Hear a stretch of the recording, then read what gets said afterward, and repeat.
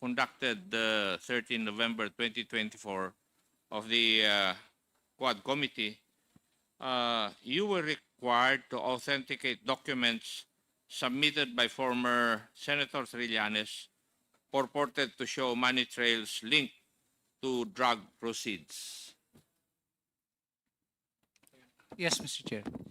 Have you submitted such to the committee? Mr. Chair, in 2016, the Anti-Money Laundering Council issued a public statement which denies that we are the source of the documents or information shown by Senator Trillanes in 2016. And in September 2017, Mr. Chair, the AMLC also issued another public statement denying that we are the source of the documents and information attached by Senator Trillanes in the complaint he filed before the Ombudsman.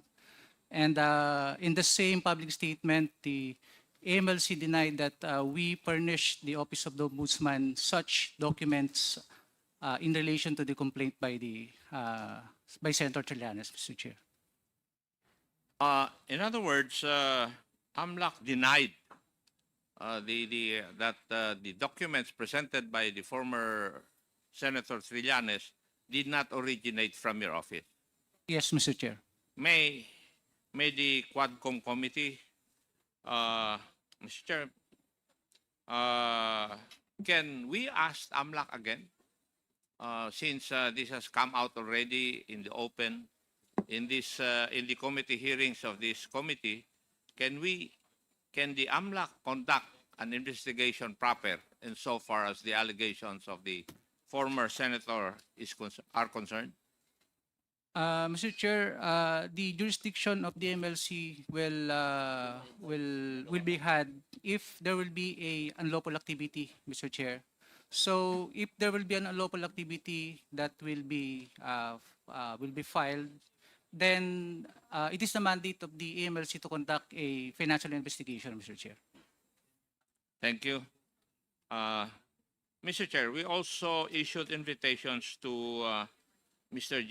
Jimmy Guban, Mr. Mark Tagupa, the Honorable Pangulong Duterte, Attorney Mans Carpio, and former Deputy Ombudsman Carandang. May I know from the COMSEC whether these invitations were served and did they confirm their attendance in today's hearing? Sir, can you repeat the question, please? Invitations to Mr. Jimmy Guban. Nakita ko na siya. Yes, sir. Mr. Mark Taguba. He is around, sir.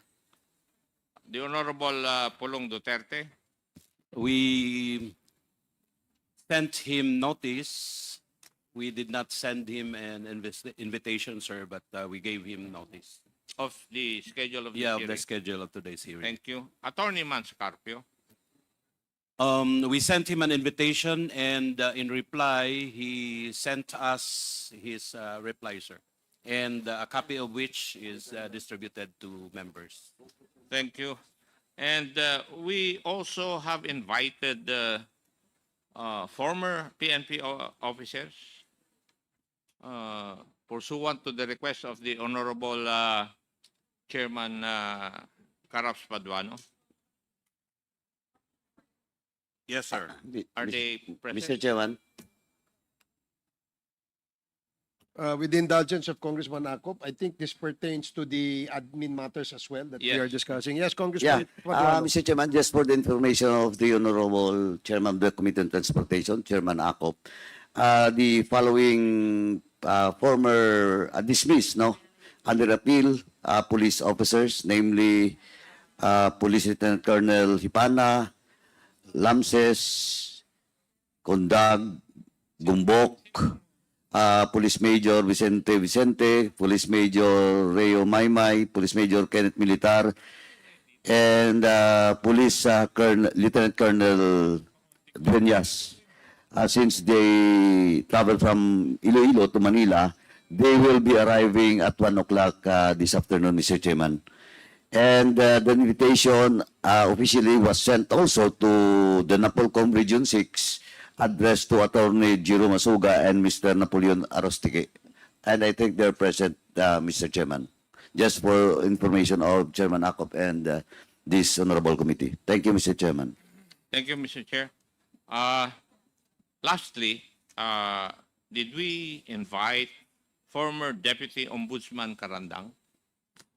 Yes, sir, we invited him, and I think he's not yet around, sir. He's not around. Yes. That would be all, Mr. Chair.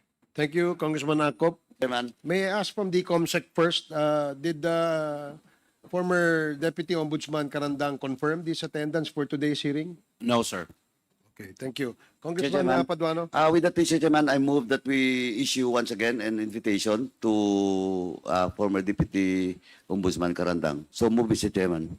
Okay, there's a motion to invite again former Deputy Ombudsman Karandang in the next scheduled committee hearing of the Quad. Duly seconded. Are there any objections? Hearing none. Motion is carried. COMSEC, you are directed to send invitation to Deputy Ombudsman Karandang again. Thank you, Mr. Chairman. And Mr. Chairman, in receipt, this committee in receipt of a copy which is signed by Attorney Manuel Dian Arugay, Legal Counsel of Okada, with regards to the subpoena issued to them for the winnings of Mr. Tony Yang, aka Yang Xian. We have already received, and they complied, Mr. Chairman.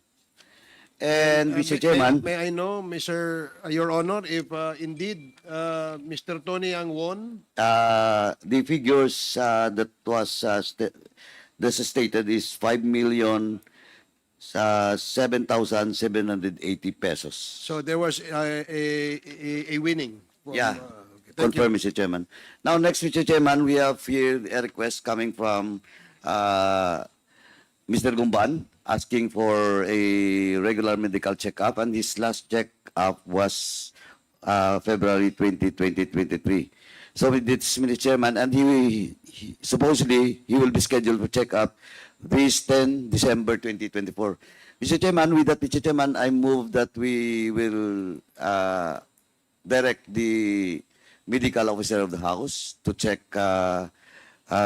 Gumban, and if the findings of our medical officer is favorable to the request, we will let Mr. Jimmy Gumban to have his regular checkup, Mr. Chairman. So move. So, COMSEC, please coordinate closely with the House physician on the request of Mr. Jimmy Guban. Mr. Chairman, we have with us a letter of excuse coming from the lawyers of Mr. Police Colonel Grijaldo. And once again, attached is a medical request from his doctor, a certain Dr. Montenegro, for a request to admit Colonel Grijaldo. But just to inform everyone, this is now the third time that Colonel Grijaldo was absent, and he sent us 3 excuse letter with the same reason, medical, Mr. Chairman. And with that, Mr. Chairman, to expedite the discussion, may I respectfully move, Mr. Chairman, that we... Mr. Chair, Sandali po. before I you am not yet move, finished. Mr. Chair, Wait, if I may. Wait, Bahala kayo, Mr. Chairman, bahala kayo kung i-approve niyo yung motion ko o hindi. no, Diba? No. 1 minute Or suspension. before